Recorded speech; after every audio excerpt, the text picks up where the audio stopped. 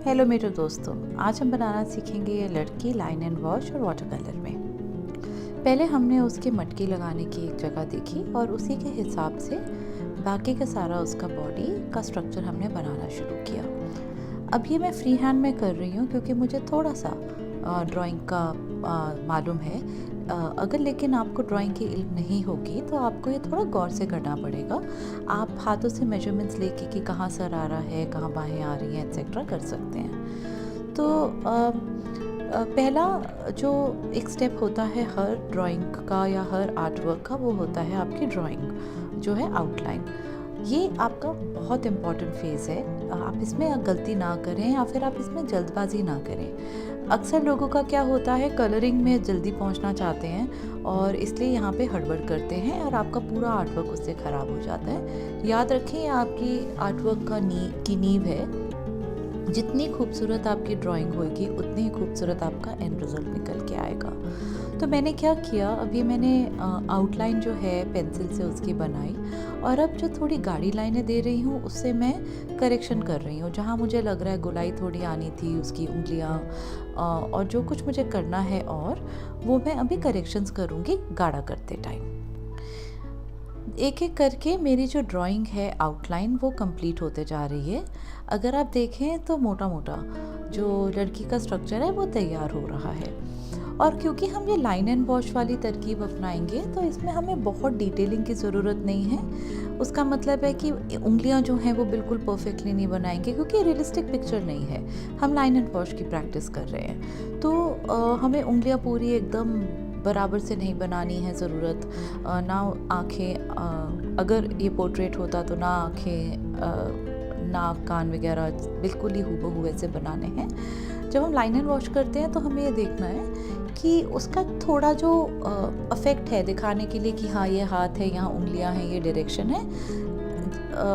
जब तक हमारे को वो पता चल रहा है हमारे को ठीक है। दो तीन चीज़ें जो आपको गौर करनी है वो ये है कि अटपटी ना लगे ड्राइंग, जो आपके प्रोपोर्शंस हैं वो बिल्कुल सही रहें, जो आपके एंगल्स हैं लाइंस के वो सही रहें। बाकी आपका सारा काम जो है वो अपने आप निकल आएगा।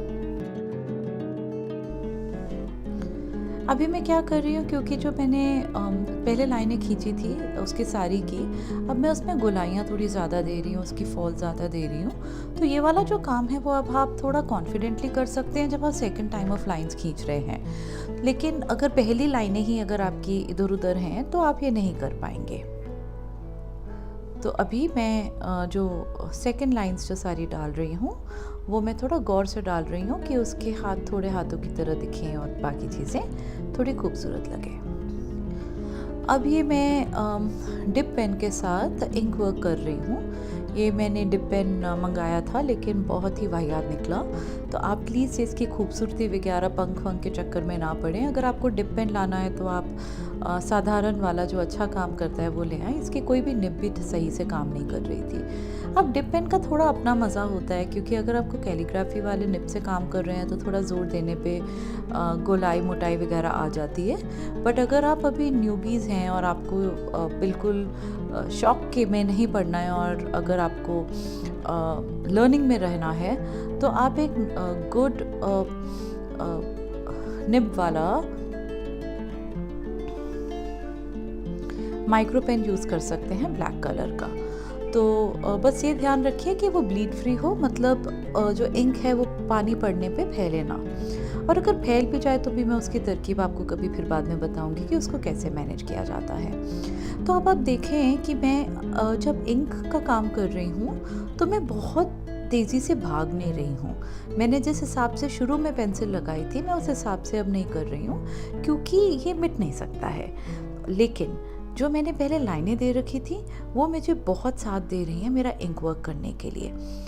मैं बहुत ज़्यादा ऑब्सेस्ड या फिर बिल्कुल ही ऐसे अड़ी नहीं हुई हूँ कि जो लाइन मैंने पहले दी थी उसी के ऊपर बिल्कुल वैसे ही मुझे लाइन देनी है, नहीं। जैसे मैंने second line of pencil work किया था उसी हिसाब से अब मैं पेन वर्क भी कर रही हूँ कि हाँ मेरे पास लकीरें नीचे हैं, मुझे अंदेशा है कि किस दिशा में उसकी सारी जा रही है, कहाँ उसका पैर जा रहा है, और उसी हिसाब से जो मुझे गोलाई कर्व वगैरह अगर और कुछ देना है इस बारी तो मैं दे पा रही हूँ। लेकिन अगर आपका पेन वर्क आपके पेंसिल वर्क से बहुत दूर हो रहा है तो मतलब ये गलत है, आपकी पेंसिल वर्क पहले गलत थी।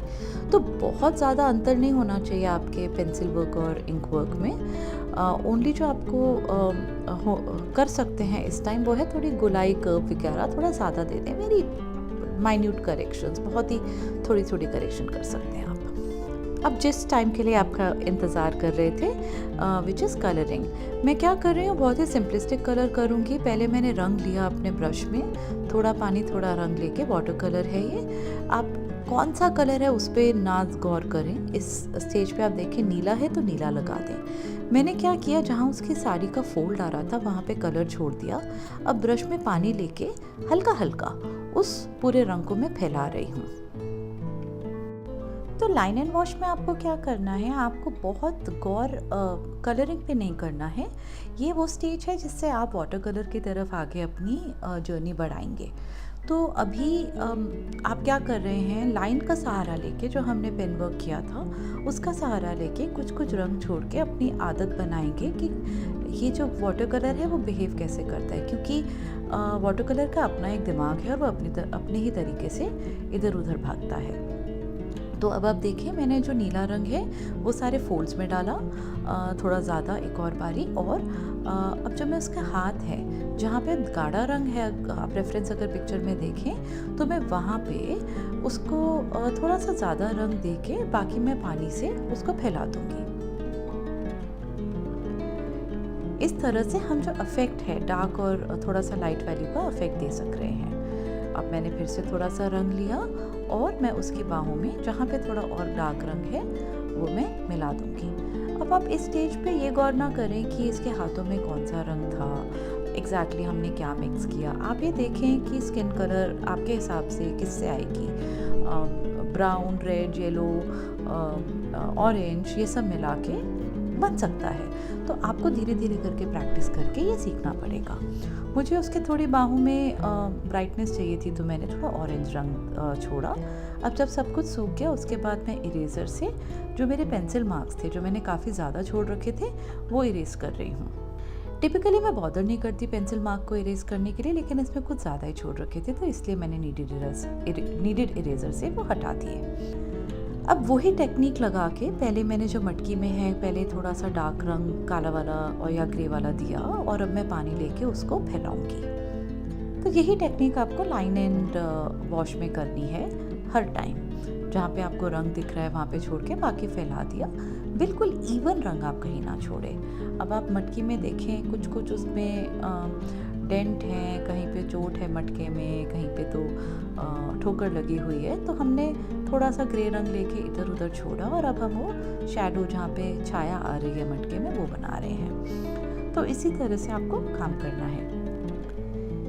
धीरे धीरे करके जो अब हमारी पिक्चर है वो शेप ले रही है। अब थोड़ा बहुत और ब्लू रंग जहाँ छोड़ने का मन किया वो छोड़ दिया।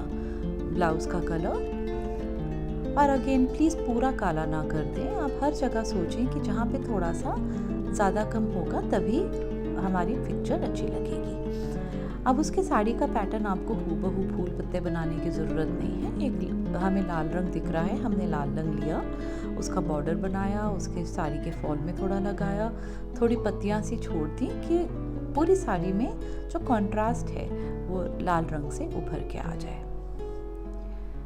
ब्लाउज़ की जो अंदर की साइड है जहाँ पे छाया है वहाँ पे थोड़ा सा और काला रंग दिया और बहुत ही जल्दी से हमने उसके ग्राउंड पे रंग देके, क्योंकि जो बैकग्राउंड होता है उसमें थोड़ा सा तो कलर चाहिए वरना बहुत ही खाली खाली लगेगा। तो फट से हमने ब्रश जो है घुमाया बैकग्राउंड देने के लिए, जिसके साथ हमारी तस्वीर तैयार है। ये है हमारा आज का आर्ट वर्क। मैं आशा करती हूँ आपको अच्छा लगा होगा। प्लीज़ लाइक, शेयर और सब्सक्राइब करिए वीकली अपडेट्स के लिए। Thank you.